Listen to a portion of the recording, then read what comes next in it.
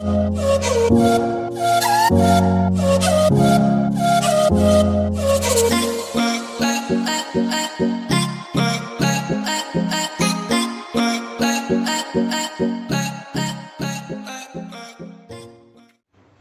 दोस्तों, मैं पूनम चौधरी स्वागत करती हूँ आपके पसंदीदा चैनल ट्राइजिंग योगा में। आज हम सीखेंगे परिवृत्त त्रिकोणासन कैसे करते हैं और पार्श्व त्रिकोणासन कैसे करते हैं।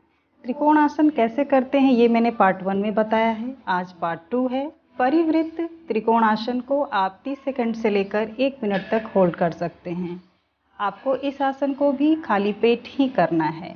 इन तीनों आसनों को आपको खाली पेट ही करना है। आप सुबह कर सकते हैं या फिर आप भोजन पचने के बाद कर सकते हैं।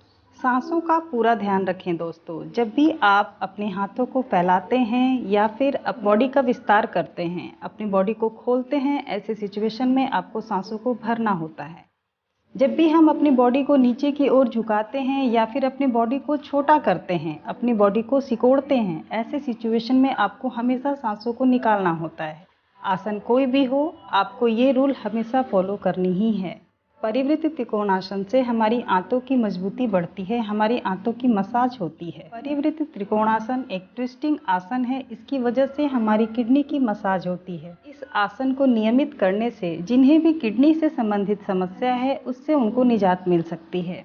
लेकिन उसके पहले आप अपने डॉक्टर की सलाह जरूर ले लें, उसके बाद ही आप इस आसन को करें।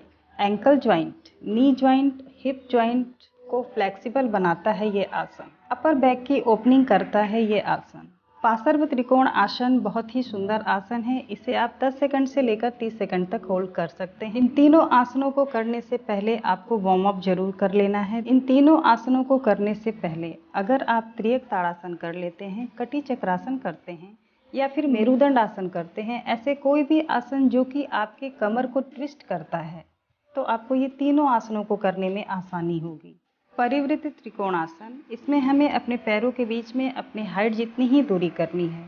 आपका एक पैर 45 डिग्री पे रहेगा और दूसरा पैर 90 डिग्री पे रहेगा। जिस तरफ आपको मुड़ना है उस तरफ आपको अपनी पेल्विक को मोड़ना है, ट्विस्ट करना है। इसके बाद आप ध्यान रखें, अगर आपकी फ्लेक्सिबिलिटी ज़्यादा है तो आप पैर के पंजों के अपोजिट साइड अपने हाथ की हथेलियों को रखें और अपने दूसरे हाथ को ऊपर की ओर उठाएं।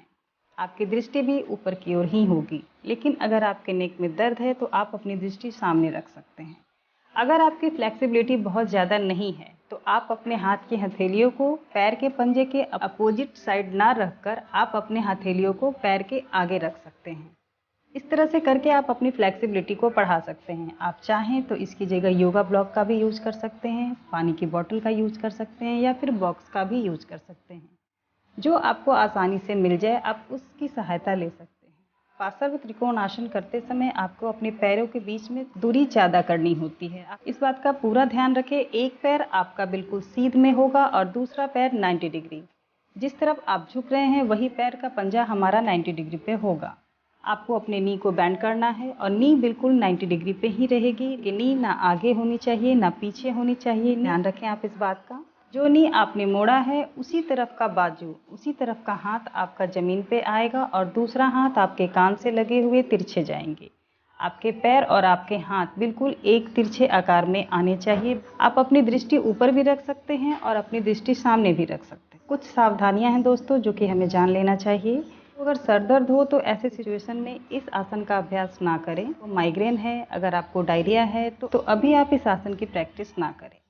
नी में अगर हमेशा तकलीफ बनी रहती है तो आप इस आसन को करने से परहेज करें या फिर अपनी डॉक्टर की सलाह से करें। अगर आपको सर्वाइकल की समस्या है तो आप अपनी दृष्टि सामने रखें, ऊपर की ओर ना रखें। तो चलिए दोस्तों देखते हैं कैसे करते हैं परिवृत्त त्रिकोणासन और पार्श्व त्रिकोणासन। लेकिन उसके पहले अगर आपने मेरे वीडियो को सब्सक्राइब नहीं किया है तो प्लीज़ सब्सक्राइब करें, बेल आइकन को दबाना ना भूलें ताकि मेरे लेटेस्ट वीडियो की अपडेट आपको मिलती रहे। अगर आपको आज का वीडियो अच्छा लगता है तो प्लीज़ उसे लाइक ज़रूर दें। आप मेरे और भी वीडियो देख सकते हैं। आपको YouTube पे स्टार राइजिंग योगा टाइप करना है, वहाँ मेरे वीडियो आपको मिल जाएंगे। तो चलिए दोस्तों आगे बढ़ते हैं। इसमें दूरी ज़्यादा रखनी है, ध्यान रखें आप इस बात का। ये पैर का पंजा बिल्कुल सीधे होगा और जिस तरफ हमें टर्न होना है उसके पैर के पंजे हमारे 90 डिग्री में इस तरफ घूम जाएंगे। ये पैर हमें अपना 90 डिग्री पे फोल्ड करना है। ना तो पीछे ना तो आगे। पहले आप अपने नी को इस तरह से कर ले, उसके बाद आप चाहें तो अपने पैर को और ज़्यादा फैला सकते हैं। अपनी बॉडी को बैलेंस में कर ले, इसे 90 डिग्री पे रहने दें और जो नी आपकी बैंड हुई है वही हाथ आपका ज़मीन पे रहेगा और दूसरा हाथ बिल्कुल पैर से तिरछे। आप अपनी दृष्टि को ऊपर रखें,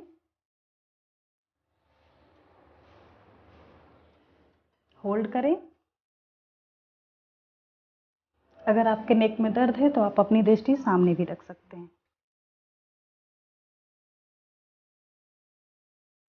सांसों को भरते हुए आपको ऊपर की ओर उठना है और वापस नॉर्मल स्थिति पे आ जाना है।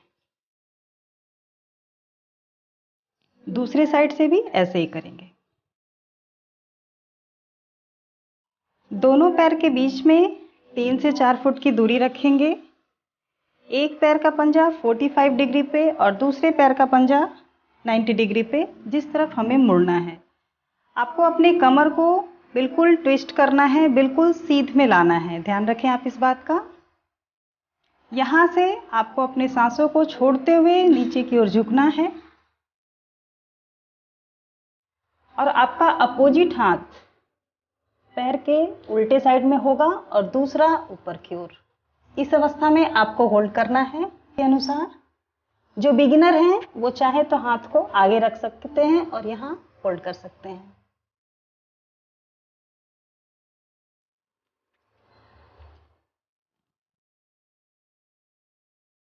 ऊपर की ओर आ जाएं और दूसरे साइड से भी ऐसे ही करें। वन साइडेड फेस करके खड़े हो जाएं। इसके बाद आपको अपने एक पैर को आगे की ओर बढ़ा देना है। आपको दोनों नी सीधी रखनी है। ध्यान रखें आप इस आसन को करते समय आपको अपनी नी को बैंड नहीं करना है। अब आपकी कमर पूरी तरह से इस तरफ मुड़ी हुई है, आपको अलग से मोड़ने की ज़रूरत नहीं है। यहाँ से करते हुए आप धीरे धीरे नीचे जाएं। आप स्पाइन का ध्यान रखें, आपको अपनी स्पाइन को रोल नहीं करना। आपको सामने दृष्टि रखते हुए नीचे की ओर झुकना है और आप अपने हाथों को यहाँ रख सकते हैं और दूसरी हाथ आपकी ऊपर की ओर।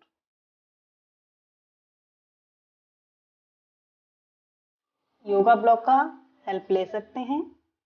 इस तरीके से भी आप इस आसन को कंप्लीट कर सकते हैं। वापस आ जाएंगे। दूसरी साइड से भी ऐसे ही करेंगे। तो दोस्तों, अभी आपने देखा कि कैसे करते हैं परिवृत्त त्रिकोणासन और पार्श्व त्रिकोणासन। सावधानियां मैंने बता दी हैं दोस्तों। आप उन सावधानियों को ध्यान में रखते हुए ही इन आसनों को कंप्लीट करें। अपनी कैपेसिटी के अनुसार ही आप इस आसन को कंप्लीट करें। शरीर के साथ किसी तरह की जोर जबरदस्ती बिल्कुल भी ना करें। नियमित करने से आपकी फ्लेक्सिबिलिटी बढ़ेगी और बिना किसी वस्तु की हेल्प के आप इन आसनों को आसानी से कंप्लीट कर पाएंगे। तो ज़रूर करें और नियमित करें। तो अब टिप की बारी फ्रेंड्स।